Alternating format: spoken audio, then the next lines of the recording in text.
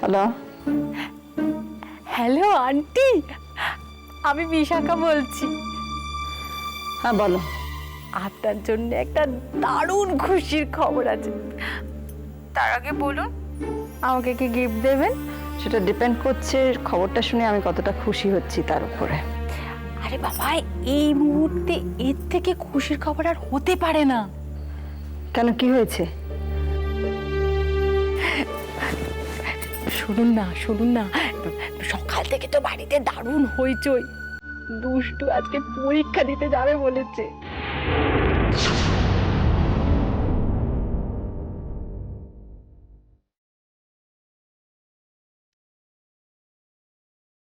কি? হ্যাঁ, আপনাকে আর কি বলবো, সকালবেলা উঠে হঠাৎ জানিয়েছে যে ও এমএ পরীক্ষা দিতে যাবে। সত্যি দুষ্টু পারে বটে। কি খামখেয়ালি মেয়ে আপনার। বিশাখা, আর ইউ শিওর দুষ্টু পরীক্ষা দিতে যাচ্ছে? হ্যাঁ আন্টি, হ্যাঁ। আপনি এক কাজ করুন, আপনি বরং দুষ্টুকে ফোন করে খবরটা নিন না। তবে আপনাকে একটা রিকোয়েস্ট আছে, আমার নামটা কিন্তু বলবেন না। ওকে, রাখছি। আমাকে গিয়ে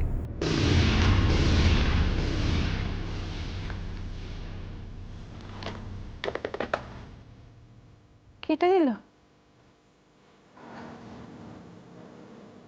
যাক,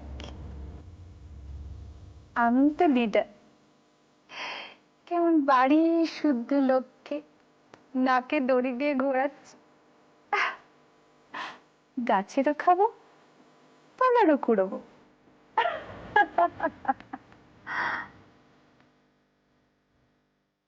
দীপু, দীপু। দুষ্টু পরীক্ষা দিচ্ছে? হ্যাঁ, সেরকমই তো শুনছি। যে কোনো মানে হয় বলো তো? কি যে করে মেয়েটা, আজকে পরীক্ষা, আজই হঠাৎ এরকম একটা ডিসিশন নিল। এত খামখেয়ালি করার মানেটা কি আমি বুঝতে পারি না। তুমি একদম এটা নিয়ে চিন্তা করো না, মেয়েটা পরীক্ষা দিচ্ছে এই না কত। একবার ফোন করে দেখো না, জিজ্ঞেস করো যে আমাদের কোনো হেল্প লাগবে কিনা। আমি মা সিদ্ধেশ্বরীর মন্দিরে পুজো দিয়ে আসি। আর দাদাবাবু, বিকেলে ভাবছিলাম দুষ্টুদের বাড়িতে একবার যাব। হ্যাঁ, যেও।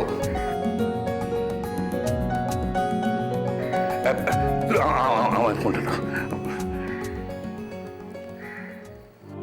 কি এমন হলো যে হঠাৎ করে দুষ্টু পরীক্ষা দিতে রাজি হয়ে গেল?